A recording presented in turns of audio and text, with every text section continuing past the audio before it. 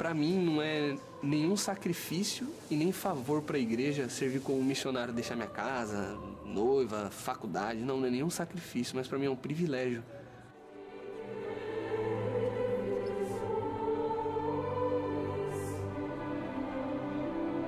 Eu sou americano. Então, quando eu soube que eu ia vir pra cá, eu pensei, puxa, onde fica este lugar? Nem sabia. Eu sabia que ficava no Brasil. E eu sempre queria servir fora dos Estados Unidos, aprender um outro idioma, talvez conhecer uma outra cultura.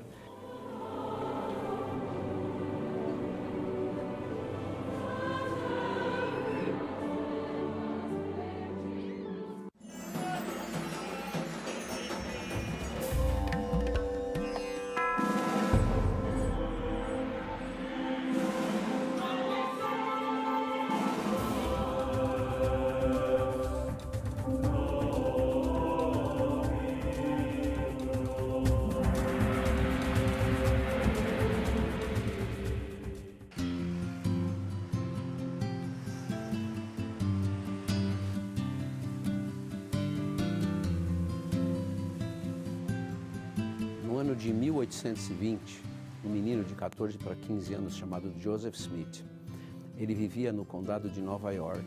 E naquela época houve um movimento grande religioso e várias religiões atraindo pessoas para cada uma da sua organização. E Joseph Smith, vendo isso, ficou um pouco confuso. Ele disse, como que tem tantas religiões? Eu gostaria de saber qual é a religião verdadeira. E ele orou para saber qual daquelas igrejas ele devia filiar-se. E foi dito a ele que era para ele esperar. Depois disso, do período de 1820 até 1830, Joseph Smith recebeu algumas visitas de seres celestiais, anjos, que ensinaram e deram instruções para ele. E dentre essas instruções, em 1830, no dia 6 de abril, com 6 membros presentes, a igreja foi, vamos dizer, inaugurada. E daí para frente ela vem crescendo. Hoje tem mais de 15 milhões de membros espalhados pelo mundo inteiro. São mais de 170 países onde a igreja está.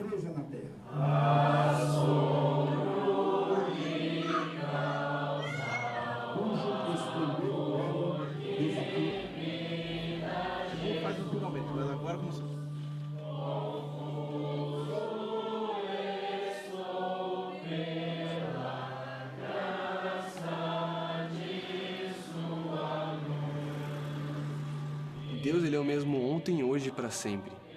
Antigamente ele levantou profetas, Adão, Abraão, Enoque, Noé. Por que ele não levantaria profetas novamente para trazer o evangelho dele? Então, da mesma forma que Deus levantou profetas no Oriente e eles escreveram, Deus ele também levantou profetas aqui no Ocidente, nas Américas, e eles também escreveram.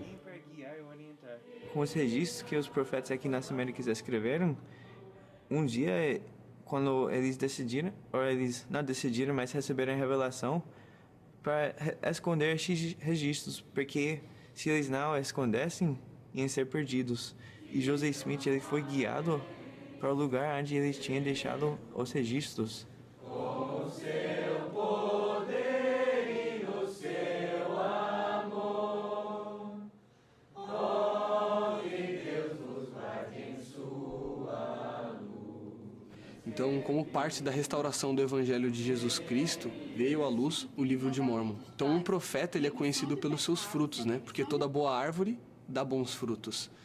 Então, uma prova de que Joseph Smith foi um profeta e de que a Igreja de Jesus Cristo ela foi restaurada hoje é o próprio livro de Mórmon. A Bíblia, vamos dizer que é um diário dos profetas, mas não onde eles falavam da vida deles, mas eles escreviam a história do povo, os mandamentos e as profecias. Então, a Bíblia relata o Evangelho de Jesus Cristo. O livro de Mórmon também relata o Evangelho de Jesus Cristo, ou o mesmo Evangelho, só em um lugar diferente. A Bíblia foi escrita em Jerusalém e o livro de Mórmon foi escrito aqui nas Américas. Por que existem tantas igrejas na Terra? A minha irmã fez uma pesquisa e ela descobriu aproximadamente 3.300 igrejas cristãs usando a Bíblia. Todas essas igrejas representam Jesus Cristo aqui na Terra? Ou apenas uma igreja representa Jesus Cristo na terra? Os Mormons são os santos dos últimos dias, ou os membros da Igreja de Jesus Cristo dos Santos dos Últimos Dias. Mormon é um apelido por causa do livro que nós utilizamos, o livro de Mormon. Na Bíblia mesmo, né, Paulo ele chama os membros da igreja de santos, né? Então são como os membros, né? Então a igreja de Jesus Cristo, porque é de Jesus Cristo. Dos santos, que são os membros, nos últimos dias, em preparação para a segunda vinda de Jesus Cristo, que a gente sabe que está nos últimos dias, os sinais estão aí.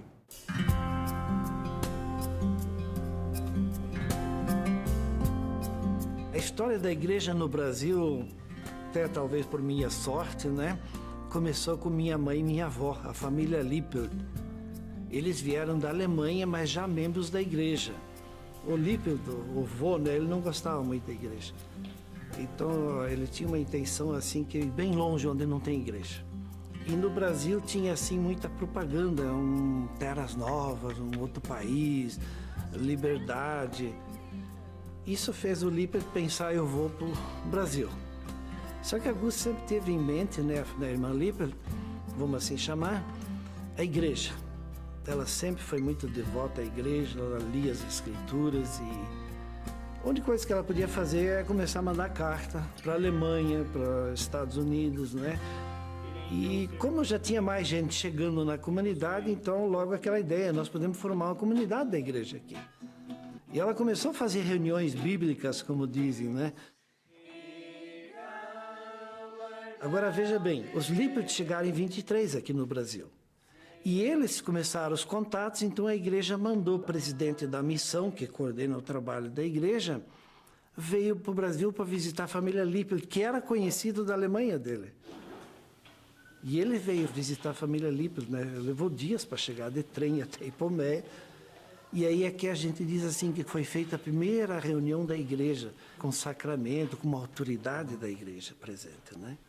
Mirem no exemplo de Cristo. Ele é o caminho, Ele é a verdade, Ele é a vida.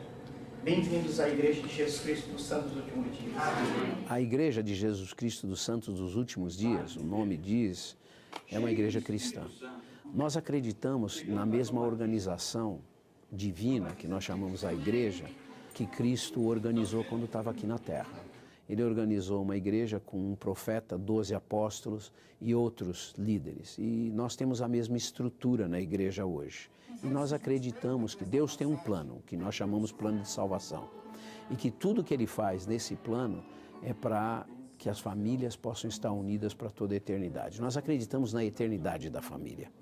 Então, se você perguntar para mim, me dá duas crenças básicas, eu vou te dizer, nós cremos em Cristo e nós cremos na família. Nós acreditamos que a família é uma organização eterna. A família está sobre tudo, né? A igreja tem uma declaração mundial sobre a família, porque diante do Pai Celestial, né? Nós somos filhos do Pai Celestial, tanto o homem como a mulher. E o que o Pai Celestial espera de nós, tudo que a gente vê pelas Escrituras, é que a gente seja uma família, marido e mulher, casados legitimamente, né? E que tenham filhos. E eu acho que a grande alegria está nisso. Sou um filho de Deus, por Ele estou aqui. Como nós sabemos que a nossa vida é eterna e continua depois da morte, seria muito ingrato pensar só em mim, né? Os laços familiares poderão continuar com essa família. Por isso eu acho que nós somos a única igreja hoje que trabalha mais essa questão da genealogia. Nós temos um grande centro de dados, porque nós acreditamos que o Evangelho de Jesus Cristo deve ser ensinado a todos. E isso não é só ensinado aqui na Terra, no mundo espiritual continua. Em cada capela nossa existe um centro genealógico, vamos dizer assim, para ficar mais fácil de entender. Não só os membros da igreja têm acesso. Qualquer pessoa pode ir na nossa capela. Nós, de vez em quando, encontramos pessoas que vêm porque elas estão traçando a sua árvore genealógica e elas sabem que o maior acervo genealógico do mundo é o da igreja. Então elas vêm e procuram a igreja.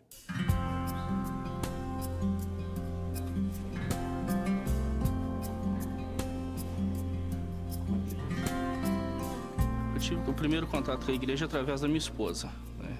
Ela era na época era minha namorada, eu não frequentava religião nenhuma e ela me fez um convite para estar vindo à igreja e estar conhecendo a igreja. A princípio eu relutei, mas ela sempre procurou me mostrar os lados positivos da igreja, os ensinamentos da igreja. Eu fui desenvolvendo um desejo de estar conhecendo. A primeira coisa que eu fiz foi pedir os missionários para estar indo na minha casa e me ensinar um pouco sobre as doutrinas da igreja, as coisas que realmente era ensinado aqui. E nesse momento eu senti realmente que era o lugar que eu deveria estar com ela, né, pelas coisas que a gente desejava. Nosso querido amado Pai Celestial, nesse momento, Senhor, nós te agradecemos pela oportunidade de estarmos aqui com a irmã Tereza e seu marido, por eles terem aberto a casa deles e nos oferecido o almoço. Que o Senhor possa abençoar essa comida e que faça bem aos nossos corpos e nunca venha faltar. Que possamos ter um excelente dia.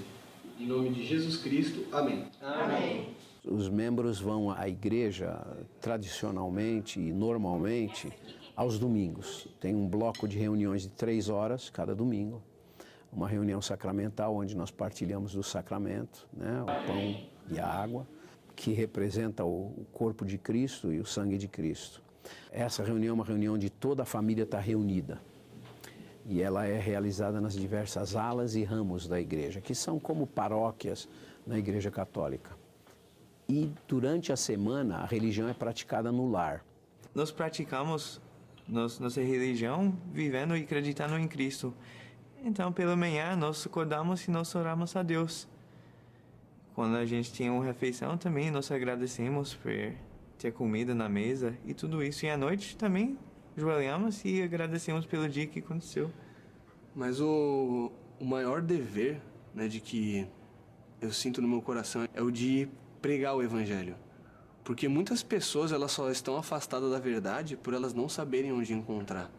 Então é o de graça recebestes, de graça dai. É pregar, falar para as pessoas. Então, dia e noite, a gente fala com as pessoas, né? E a gente quer que essas coisas que são tão sagradas sejam conhecidas a todos os habitantes da terra. Todos, todos, todos. Então, os missionários são rapazes e moças. Você vai observar que são jovens, a partir dos 18 anos os rapazes, a partir dos 19 as moças. Eles dedicam 2 anos da vida deles para compartilhar aquilo que eles acreditam. Então, os missionários visitam a casa das pessoas e, basicamente, eles ensinam 6 lições. Vai ensinar o plano de salvação, vai ensinar as leis de Deus, vai ensinar sobre a igreja, a estrutura da igreja, a primeira visão, Joseph Smith. E depois das pessoas serem ensinadas, fica na responsabilidade delas a decisão de seguirem ou não seguirem a religião, de serem batizados ou não serem batizados. Senhor, querido Deus, muito obrigado, Deus, por mais esse dia que nós estamos aqui nesse momento. Muito obrigado pela vida dos irmãos Helder e, Senhor, que o Senhor enviou até aqui.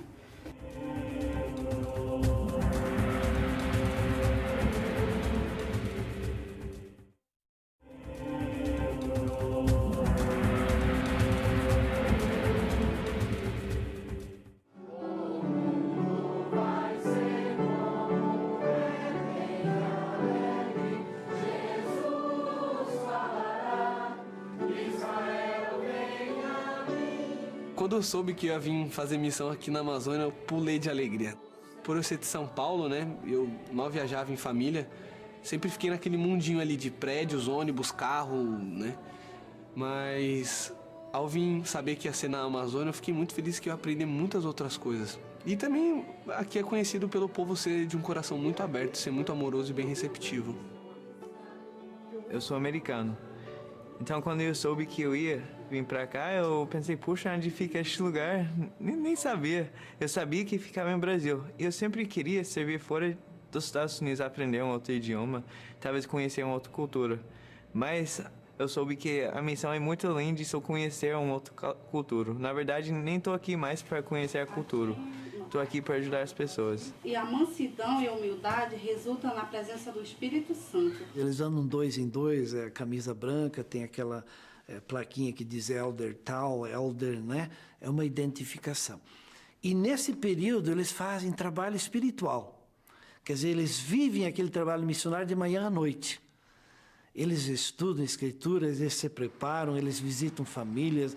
Qual é o grande objetivo? Convidar as pessoas a vir a Cristo. E a voz do Senhor ordenou-os que prestássemos testemunho disto. Portanto, para obedecer aos mandamentos de Deus, prestamos testemunho destas coisas. Então, antes de nós servirmos como missionário, a gente passa no CTM, que é o Centro de Treinamento Missionário. Lá nós recebemos algumas instruções. Se eu não me engano, agora são 13 dias que os missionários ficam nesse Centro de Treinamento Missionário. As portas da mansão. Nós não decidimos onde nós vamos servir. Então quem é que decide são os profetas e os apóstolos da igreja.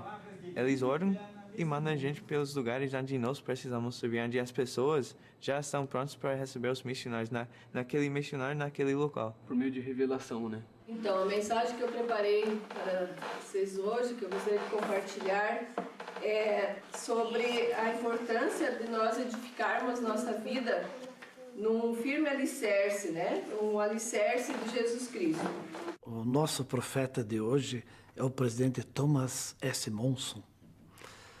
Ele está nos Estados Unidos, né? Faz tempo já que ele está no Quórum dos Apóstolos, já é um dos mais antigos. Então, se o nosso profeta morrer hoje, o próximo vai assumir, que está entre os 12 apóstolos. Nós acreditamos que todos os chamados na igreja são por inspiração divina. O líder que tem a responsabilidade de dar um cargo para alguém, ele vai orar, ele vai jejuar para receber a inspiração divina. Quem é a pessoa que Deus quer que tenha aquele chamado por um tempo, ou um cargo por um tempo? E ele vai estender o chamado para essa pessoa. Ele é um membro normal da congregação, que de repente é chamado, por exemplo, a ser o bispo. Quem dirige uma congregação, uma ala, é um bispo, com 2 conselheiros. E o bispo é o que está ali no dia a dia, é aquele que visita o doente lá na ala dele, que entrevista as pessoas, dá assistência quando há necessidades.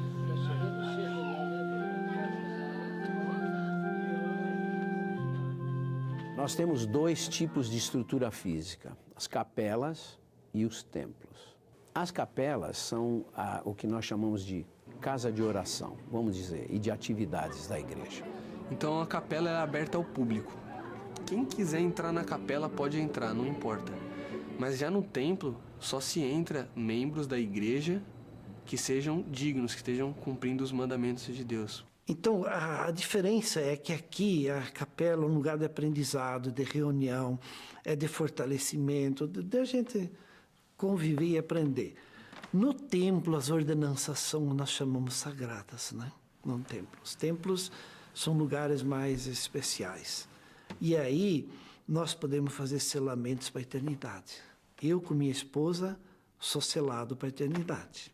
Na Bíblia, na estrutura da Bíblia, você vai ver que eles iam aos templos para fazer seus lavamentos, unções, selamentos. E é exatamente a mesma coisa que nós fazemos no templo hoje. O casamento para a eternidade. O uso apropriado dos templos é uma das grandes evidências da divindade da obra do Senhor.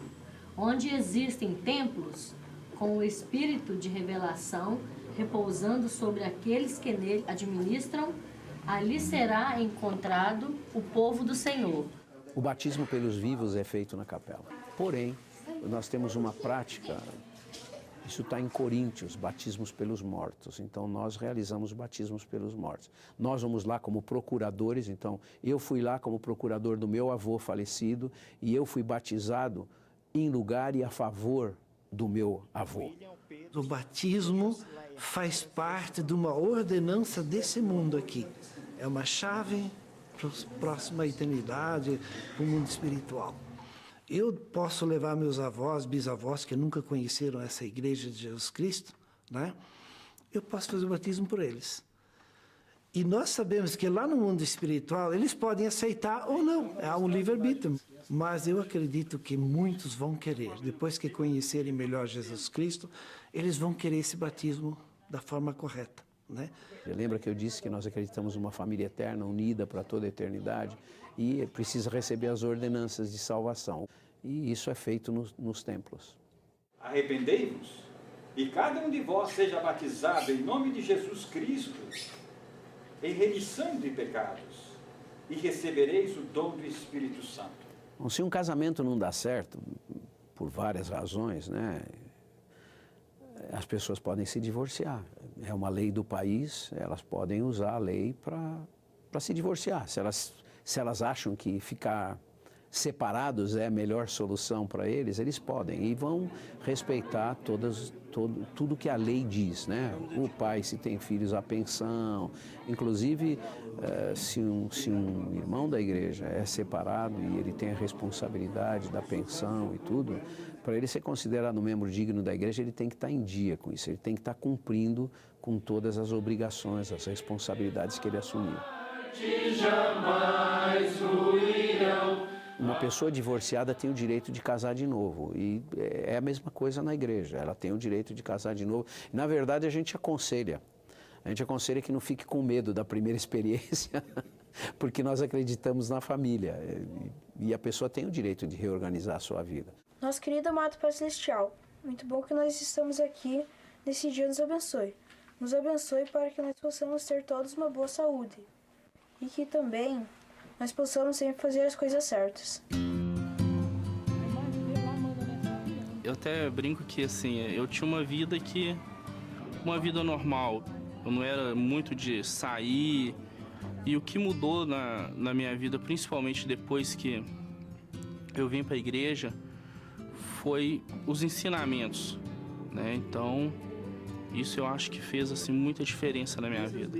Tratar mesmo com o próximo sempre com uma retidão.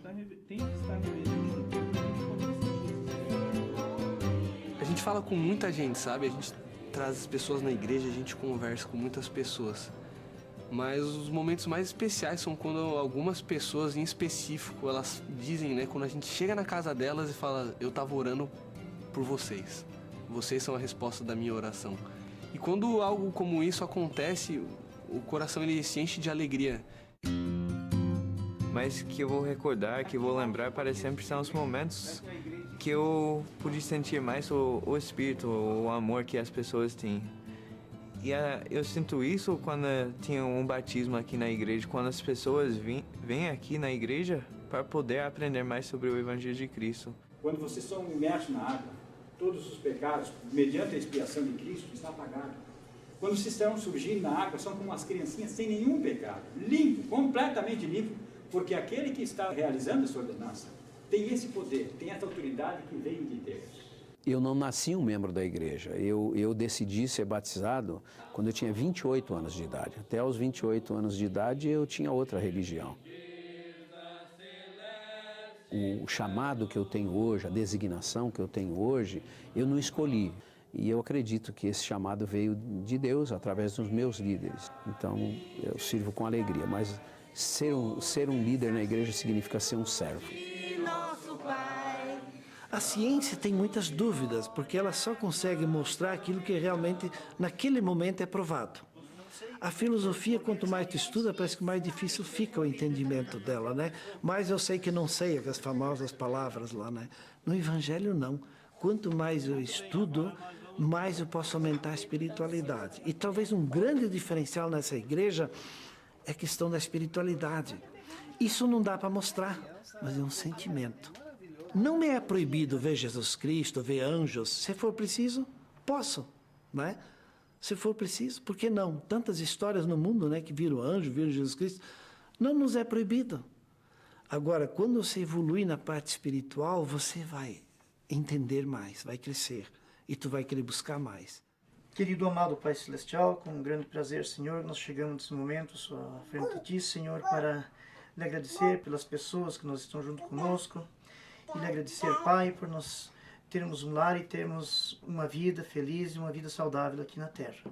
Uma das coisas que eu mais vou lembrar de recordação aqui da missão é de que quando eu abri a carta, né, falando Missão Brasil-Manaus, eu, Helder Valiati, não conhecia ninguém no Amazonas, no Acre, Roraima, Rondônia, né, que poderia me amar como as pessoas da minha família me amavam. Mas Deus conhecia e eu encontrei essas pessoas que realmente me amaram, né? E eu pude demonstrar o meu amor por elas servindo. só servindo. Evangelho pleno de Jesus.